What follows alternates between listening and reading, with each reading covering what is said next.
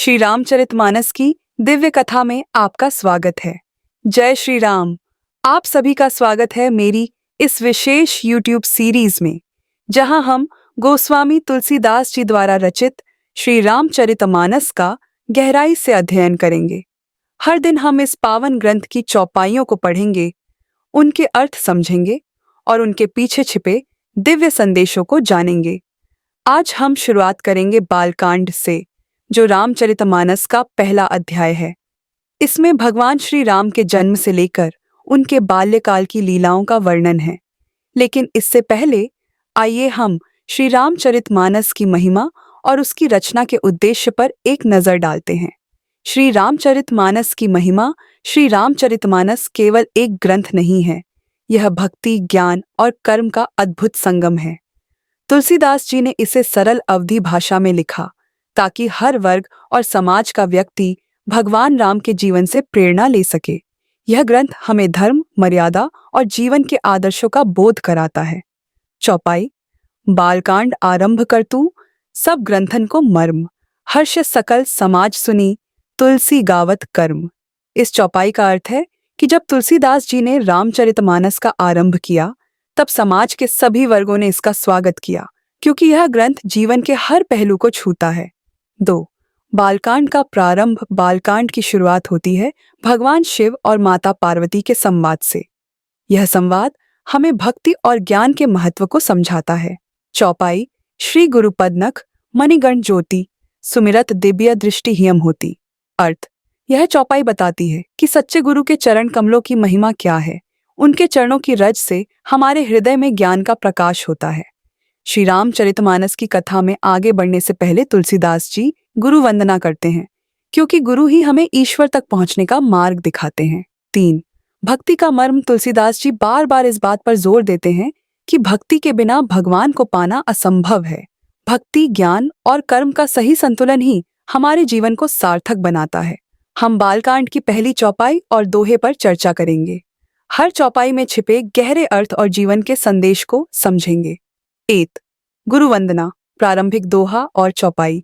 तुलसीदास जी ने श्री रामचरितमानस की शुरुआत गुरु वंदना से की है, क्योंकि गुरु के बिना ज्ञान प्राप्त करना असंभव है। आइए पहले दोहे को पढ़ते हैं।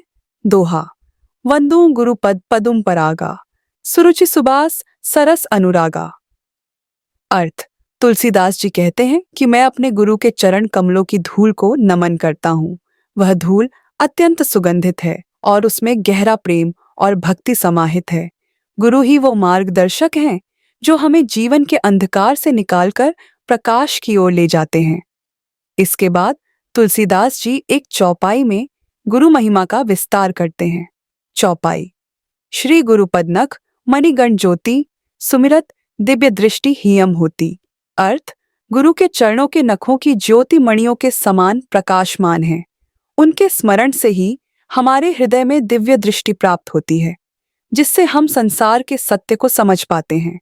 यहाँ आप दर्शकों को समझा सकते हैं कि गुरु का क्या महत्व है और कैसे उनके माध्यम से ही हमें आध्यात्मिक उन्नति प्राप्त होती है। कुछ रोजमर्रा के उदाहरण देकर इसे सरल बनाएं। 2. ज्ञान और भक्ति का महत्व। तुलसीदास जी यह भी बताते हैं कि केवल ज्ञान या केवल भक्ति से कार्य नहीं चलता, दोनों का संतुलन जरूरी है।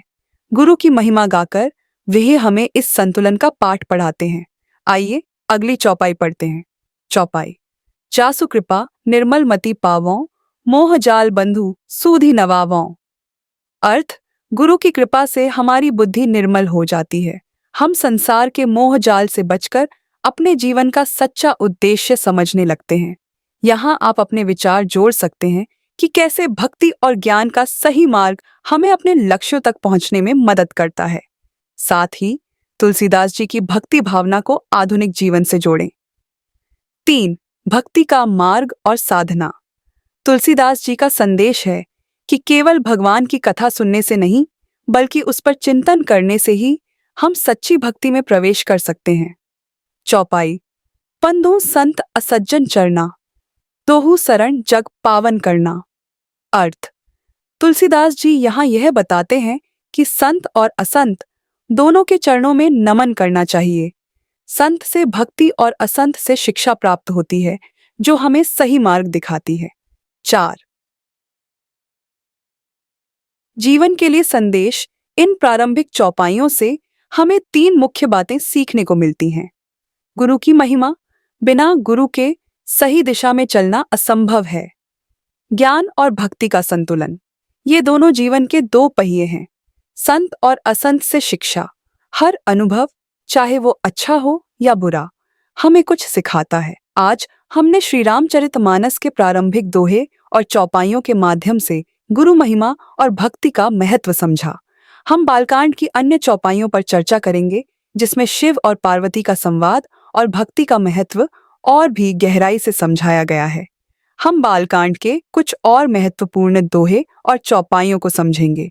इन चौपाइयों में भगवान शिव और माता पार्वती का संवाद और भक्ति के महत्व का वर्णन है। तो आइए शुरू करते हैं। शिव पार्वती संवाद का प्रारंभ बालकांड में एक महत्वपूर्ण प्रसंग आता है, जहां भगवान शिव माता पार्वती को राम कथा सुनाने वाले हैं। इससे पहले शिव जी भक्ति का महत्व समझाते हैं। दोहा। बंधु शिव सुर सरबसी नायक, भव भयहारी बिरंचि सुर त्रायक। अर्थ। तुलसीदास जी भगवान शिव का गुणगान करते हुए कहते हैं कि शिव जी संपूर्ण देवताओं के स्वामी हैं। वे संसार के दुखों को हरने वाले हैं और जीवों को भवसागर से पार करने का मार्ग दिखाते हैं।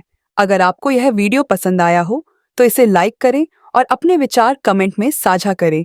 चैनल को सब्सक्राइब करना न भूलें। जय श्री राम।